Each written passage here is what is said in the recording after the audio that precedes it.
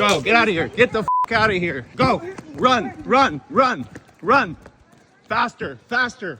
That is what's going on in Eureka these days. My buddy up here shot this not too long ago. Another homeless lady that he had to run off his property. Happens all the time, he told me. Eureka, California is in a bad, bad place right now. And that's why I'm here, to show you. The first few years of business, you would never see somebody sit down in broad daylight and hit their arm. Never. Never. But now it's normal. Nick and Kim here from way up on the Northern California coast. Now for years, people have been writing me emails. Nick, you need to come up to Eureka. It's the kind of place your audience would love. We're troubled too. So here we are. Now what's going on here? Could a place as wonderful and unique and beautiful as Eureka, tucked away up in a little pocket of California, could it also have gone to crap? Well, we're gonna find out right now. And I'm gonna start right here in downtown because I can see it all around me. Eureka creaks under faded lights, salt in the cracks of the endless nights. We're in the car with a Eureka local right now, and we're going to, he's pretty much one of the most vocal people that told us we needed to come up here and see that. And here we go right here already. Is this pretty typical for what? Yeah. Yeah? Oh yeah, all day, every day. And it's always the people that are he's just laying down like he's sprawled just out. Yeah. It changes every day, but you'll see new people. Then go left up here, and then the thing is, you always see them hanging out, and they never clean up their garbage after them. You always have a trail like that right there. Oh. Just not a care in the world. You know, they leave all their shit. Oh God, look at this. And then yeah, check these people out over here. And usually when I drive down the street, they look pretty aggressive when you even just look at them. Like, look at the way they're looking at you right now. Yeah, they're not happy about being on camera. And then go take a right up here on the next street.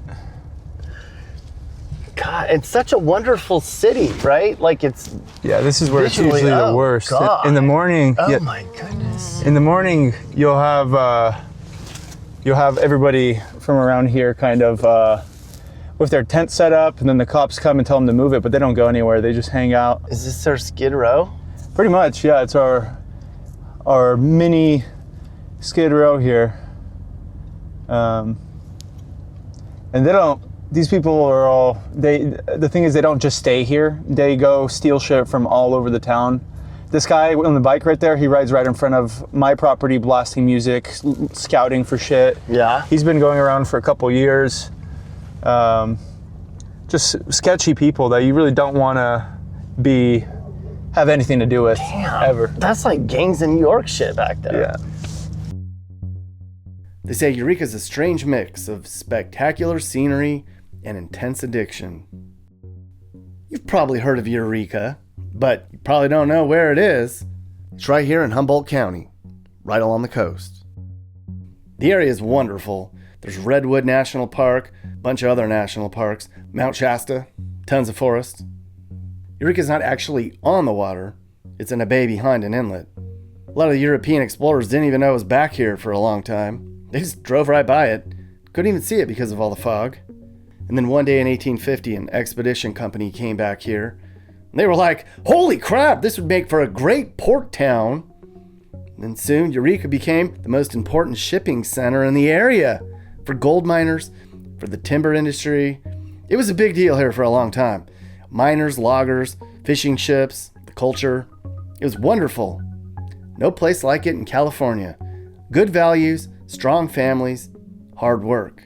And this area started as a boom and bust town, late 1800s. You had lumber mills popping up, and every 5 years, 2 lumber mills would come up, and every 5 years, a lumber mill would go out of business. You had fishing, boom and bust, boom and bust. You had a gold rush that came up here for a very short period of time.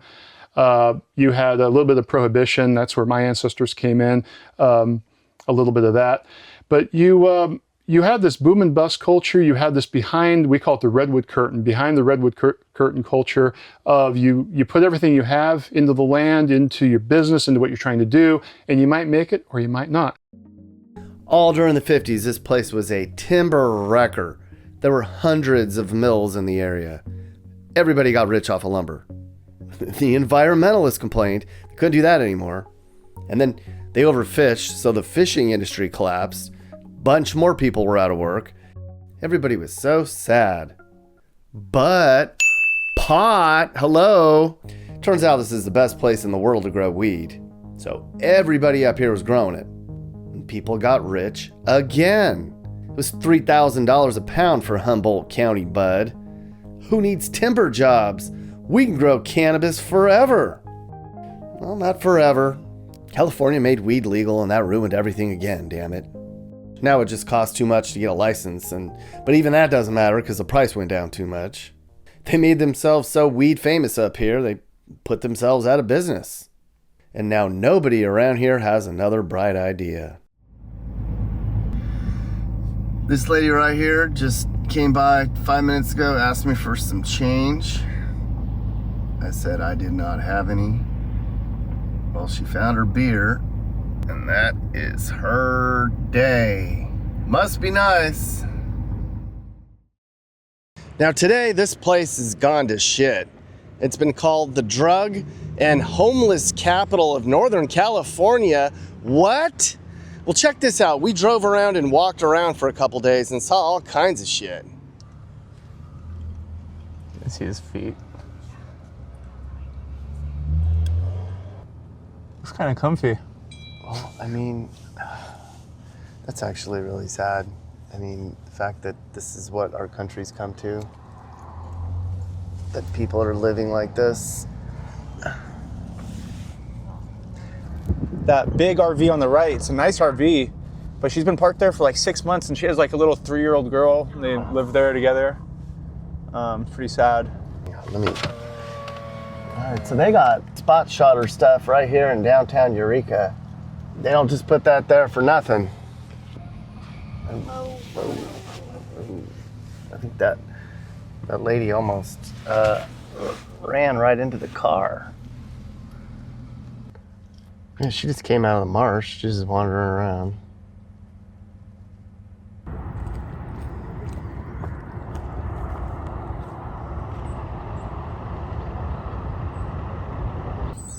Here's the sign of the times. It was an old sawmill, machine shop, blacksmith.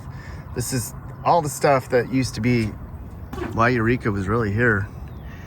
And that's what it looks like now. It is gone forever.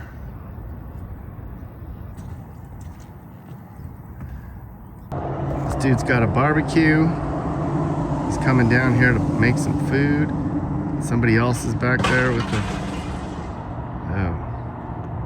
angry. In front of our. We saw her earlier. Yeah, we got her earlier.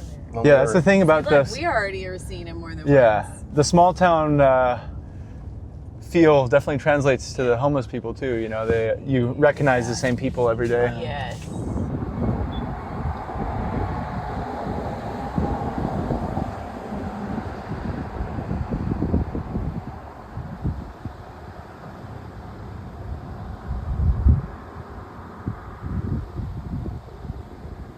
So this is another old mill? Yeah, this is old mill. Do they get into any of these buildings? And I'm sure they do. Yeah. I'm sure they do. They get behind the fenced areas all the time, and you see them just with the. It's like with these abandoned places that nobody really gives a shit about them, but I'm sure they have some security guard that patrols or, calls the cops to get them out. The biggest group are the criminal drug addicts. I ran for city council years ago and I got in so much trouble for talking about criminal drug addicts. But that's exactly what they are, because you can't give them a home because they will invite their drug dealer buddies over and they will turn it into a slum. And that's what's happened here in Eureka. The mentally ill make up 25% of our population. The criminal drug addicts, I would estimate, are probably about 60 to 70%. And then the third group are just those that are down on their luck. And guess what? They need help. But here's the thing, and this is what gets missed. The moment we try to help the people down on their luck, but we help everybody, The criminal drug addicts will prey on those down on their luck. They'll steal from them. They'll prey on people that are mentally ill. They'll steal from them too, and then ruin their life so much that they get even more mentally ill. So mentally ill need a set of solutions. Those down on their luck need a job. And the people that are criminal drug addicts, well, they need a jail cell, and they need to dry out and stop doing drugs. Wouldn't that be great? A criminal drug addict is always lying. So when I'm engaging them, I'm not really listening to what they're saying. I'm looking at the mannerisms they're expressing. Are they going to be violent? Are they trying to make me complacent so they can look around and steal something? I'm not really listening to what they're saying. I'm looking at the intention. And I'm looking into the soul. And with a criminal drug addict who's even 6 months in to meth or heroin, the soul is dark and it needs saving. The people who live here say, we don't have power to fix this. We've tried. We have no peace of mind anymore. Eureka is now the 6th most dangerous place in California now. Wonderful Eureka is now being called one of the top 10 worst places to live in California. People call this Eureka now. And that is a damn shame. All the homeless people come up here from San Francisco on buses. Even though Eureka was like, stop sending them. We got plenty, thank you. But they keep coming. Word's out. Eureka has a very generous welfare office. Because before 2016, this area thrived on black market cannabis, right? And so we had $2 billion of cash in this county circulating. And so back then, it's a really big point. Back then, this area could afford to take care of more people. It could afford to take care of more people in the street. Not to say that it should have, the way that they're doing it now, but it could have. Now we really can't. We don't have the money. The money's gone. It's dried up. It's left the area. But the problem is, during all of that, the criminal drug element got worse and worse and worse. It has not gotten better. There's rumors of cartel activity up here of all kinds of different ethnicities, and they've been here for quite a while. They were here, of course, during the black market, but they're still here. How much has this grown? The summers are usually the worst for us. Yeah. So we kind of look forward to the winter when the rainy season comes so that it washes them away. But there's always a pop like this. It doesn't fluctuate that much. Maybe during the summer it'll be twice as bad as during the winter. But now with fall coming in, maybe it'll wash them away. But yeah, all those people, they basically terrorize the whole, from here all the way down to the other side of Eureka. And all the people that they end up all over Humboldt County, they all get released right here out of the county jail. And then it's just kind of a reset point. So they can go cause havoc wherever, but they're always going to end up right back here where obviously they have the resources just not only for the drugs, but for the mission there and everything, So I told people I was coming up here. I asked some people that live in the area, coming to Eureka, and one of my friends sent me an email. She's like, lock up all your stuff, Nick. Don't leave anything in the car. They'll even take the whole damn car. What? She said, it might look harmless on the surface, but consider it as bad as Oakland. No way. But it is in the top 3% in the country for crime now. This little city right here, top 3%. And it's just getting worse. They even found a dead woman's body in the recycling center. God. Oh, that is so Eureka. A logging truck in the background and a bunch of homeless people in the foreground. It's not just here. There's a bunch in Northern California that looks like this now. Heroin, fentanyl. The meth up here is terrible. Humboldt County has pretty much the highest overdose rate in the state. They say Eureka's in a public health crisis, and I believe it. Why doesn't Eureka solve this problem? Why are they enabling this? Because we have a housing first problem. It's a conundrum. The worst people are the homeless advocates, and they are pushing, it's like a religion, they're pushing the housing first idea. It's a very simple concept because on paper it works. Housing first says give them a home and the rest will sort of work itself out with counseling and a job. Well, as I just got done telling you, criminal drug addicts don't want to work and they don't even want a home. All they care about is their next fix. Just get that next fix. And they'll trip over their family, friends, their neighbors, they'll steal. They are not interested in a home, let alone a handout. They don't even want a hand up. They just want money for drugs. It's that simple. So how do you solve it? The way you solve it is clearly define what the problem is, the 3 different groups that make up the homeless population, and you bring to bear 3 different solutions to each of those 3 groups. Now, I don't have a sociologist background. Are there more than 3 groups? There might be. But through my careful study of being in business for 16 years here in Old Town, it's 3 groups. And I get a new batch of people I have to sort of process every month. And I've written extensively about it. I know all the tricks to keep them out of my store and to just do business down here. It's not easy. But yeah, to answer your question, what you do about it is you identify and bring the right resources to bear. And it's not always a handout. Sometimes it is a call to the cops. Sometimes it is just getting them into treatment. But it's not, the homeless cannot be treated as a homogeneous population with a one-size-fits-all approach. It simply can't be done. The hardest thing for us out here is criminal drug addicts really need to be incarcerated, and then they need to dry out for 3 to 6 to 8 months with drug testing. This flies in the face against what the local politicians want to do, because they have homeless advocates and they have state grants, I should add. They want to give them money to pursue housing first. And it's gotten really bad because Sacramento, capital California, is putting pressure to bear on each community to try to increase their low-income housing numbers, as if that's going to help. It's not going to help, because the biggest part of the homeless population, as we've discussed, doesn't want a home. They just want more drugs. Yeah, I've never seen it the way it's been over the last year. And it doesn't really matter anymore whether it's rain or shine. Every corner, I feel like we're almost like a turnstile of vagrancy, if we could make a mobile. And it feels like we're like a difference of 10 to 1, where we have 10 vagrants to every normal person in Eureka. And I hate to say normal, but these are not homeless families and they're living in their cars. These are professional drug addicts, career criminals.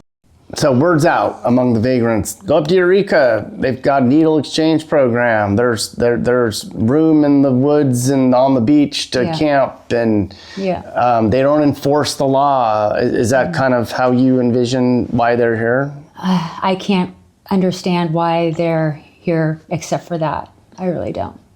Yeah. And maybe the district attorney in 2017 said that they're so overloaded that they can't afford to even charge them a misdemeanor, not even a ticket, that they are literally turnstiled out of the system, not even arrested, just sent away. We're watching these people languish on the street every day. All they're doing is dying in front of our eyes, and we think it's okay, you know? That is justifiable, that, oh, we're going to criminalize homelessness.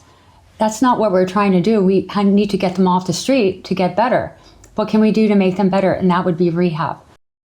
The very worst place, and it'd be badass if you went there, but you really think this one through, because it's another world. Nobody goes where I'm about to tell you. There is a no man's land at the Bayshore Mall owns behind Taco Bell. There are 30 camps in there.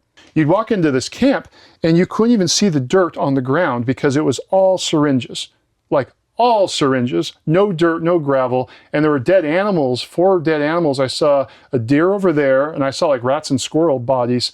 And he told me, this is what it is. He told me that they would just kill animals and just mess with them because they were so, I don't know, in such a terrible, dark, evil place. And on Fridays, from what I've heard from people, that area is ripe with prostitution on Fridays. And so a lot of cars park down there and just do horrible, horrible things. If you go to behind Taco Bell, walk over to the left, I think, there is an opening in the gate. It is, I am not making any of this up. Yeah. You will see what I'm talking about.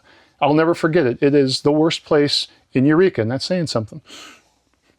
All right, so this is very clearly a highway that leads to no good. I'm not sure how much is going on down there, but there's got to be a lot of homeless camps and drug use and just probably terrible, terrible things going on down there.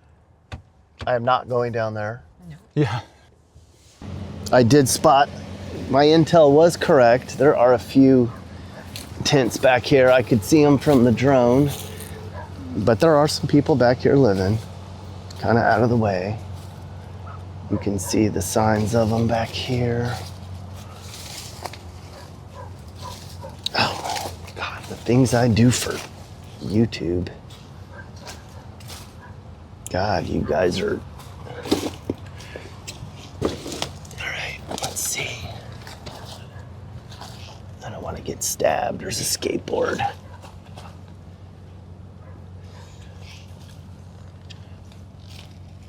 All right.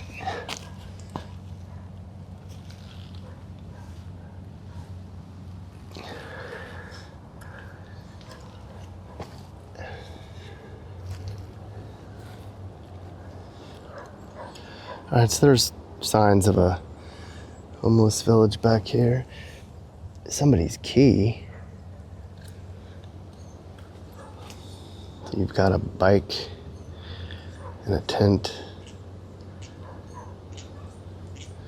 There's another tent over here.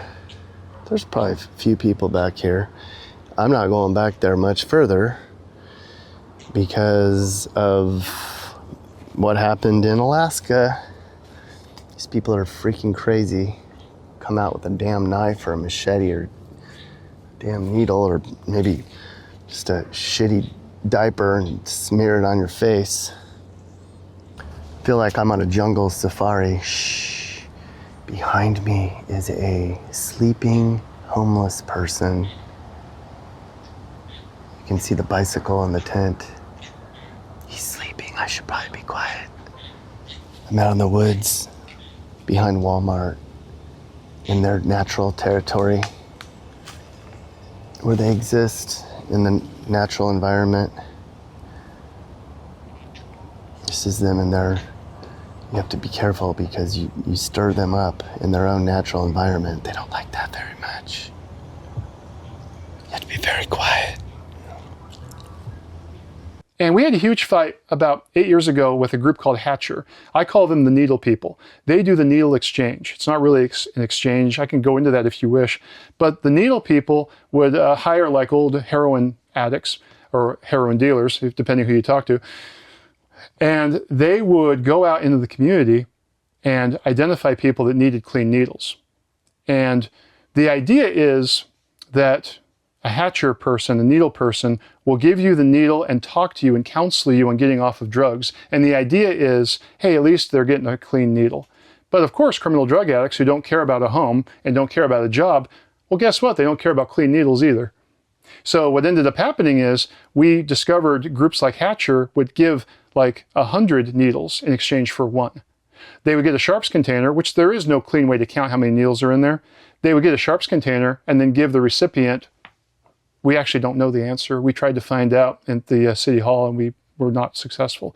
We lost that battle. But the problem is, and I'm not the best person to talk to on what I'm about to get into, a drug addict needs to hit rock bottom to find Jesus, to find reform, to turn their life around. Well, I'm not a drug addict, so I can't speak to that too much, but a person has to hit rock bottom in order to better themselves and make that inborn decision, hey, I'm going to kick this and I'm going to get my life back. Well, the needle people made it impossible to find you rock bottom. They made it impossible to find you humanity because they kept you dosed. They weren't necessarily selling you the drugs, but it wasn't just needles. They would give you how-to kits. They give you a whole bag full of all kinds of goodies, I think even with the tourniquets, to just make it insanely easy. They're just enabling. Now, specifically, when we first took over 16 years ago, we had what I called drug buses. These buses, short buses that would pull up to the front of the store and hand the drugs out like tacos. I mean, it was a huge problem, and I had to work with Eureka Police to get those drug buses moved down the street. You can't get rid of drug buses in a place like Eureka because the demand is so high, but right in front of the family store is not okay. So that was one of the first things we did, was we got the drug buses moved. Very grateful for Eureka Police for that. That was one thing. Shoplifting is a huge problem. That's why all these different procedures I came up with in the book to keep an eye on identifying criminal drug addicts. If you don't identify them and catch them at the door, which is the most ideal place to catch them, then all of a sudden they're wandering in your store. And if you really don't deal with it, they'll bring their friends. And then before you know it, you got 4 or 5 criminal drug addicts in different rooms eyeing your inventory. Not a good situation. If we had city leadership that would do even, 15% of what I'm saying, we could actually turn this around. Nothing in Humboldt County's charter, nothing in the founding documents does it say we are the place where the homeless from the whole country should live. You've been in the area your whole life. Pretty much my whole life. How far back would you have to go to say when Eureka was a wonderful place that didn't have any of these problems? Never. It's always had criminal drug addict problems. This area had a history of, before I was born, right, 70s. Even in the 70s, you had some brothels, I guess. But this, if you go back even farther, we had like 20 brothels on 2nd Street, something like that, like 100 years ago. No, I'm not going to... Eureka's always been a tough, gritty place. But I don't think it had criminal drug addicts like it does today until probably the last 25 years, like this. It's not just the addicts up here that are having a hard time. Just regular working class people, they're struggling. The cost of living is really high, and for them, housing costs are out of their reach. There's about 25,000 people in Eureka, and I think like 1 in 5 of them live in poverty. The average salary is about $40K, which goes nowhere in California. They'll take half of that in taxes, right? Houses up here are about $400,000 on this street. You're probably going, $400K in that beautiful city on the coast? Well, that's a lot for people with a modest income. All right, this is just a regular, typical neighborhood here in Eureka. And I guess good news for all of you who are thinking about maybe making this your home. I really kind of saw a lot of stuff on this streets in the 325 range. I saw some 299s, a couple 375s. So for California, that is just an absolute steal. For most of America, you're going, that's not affordable. But I mean, it's a beautiful city up here along the coast. Look at all the real estate that's sold for under 300K. I know. Now you might be looking at these amazing drone shots of ours and you're going, that actually looks better than the part of California I'm from, Nick. Well, if you're thinking that, email me. I know realtors up here. I'll set you up. All right, I've been complaining about Eureka a lot, trying to show you what the hell's going on up here. But there's some good stuff to talk about up here. I mean, look at it. It actually is a really nice place.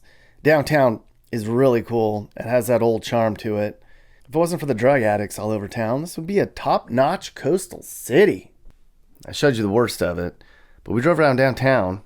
We saw a bunch of addicts and people down on their luck, but it wasn't as bad as I thought it would be. I've seen way worse.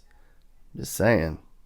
Eureka's a very lovely downtown, I do have to say. It's very clean, despite whatever amount of riffraff and stuff people say are in town. They have done a good job of keeping this place nice. Look at this.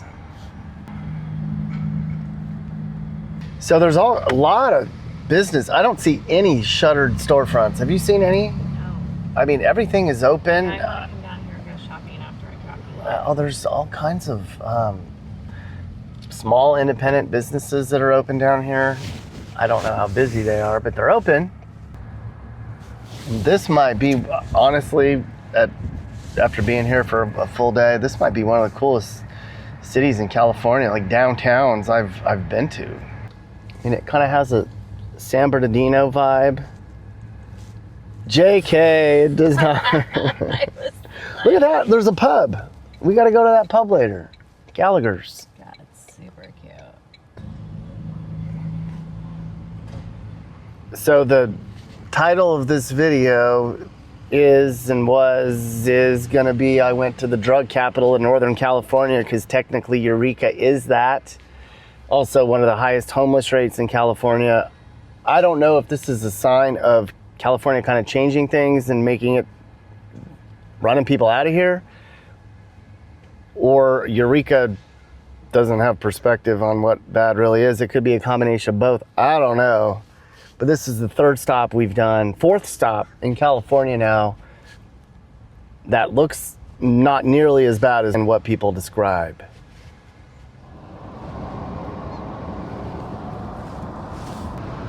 Look at that beautiful Humboldt Bay. Look, Eureka's a super cool part of California. But like a lot of parts of California, the whole vibe here is ruined by bad decisions and drug addictions. California keeps saying, we're going to fix everything. Don't worry, everyone. We're working on it. Well, I hope they do. Here's to California getting better, because places like this need to be improved. They need to be better. They need to turn it around. I think they can do it. Come on, California.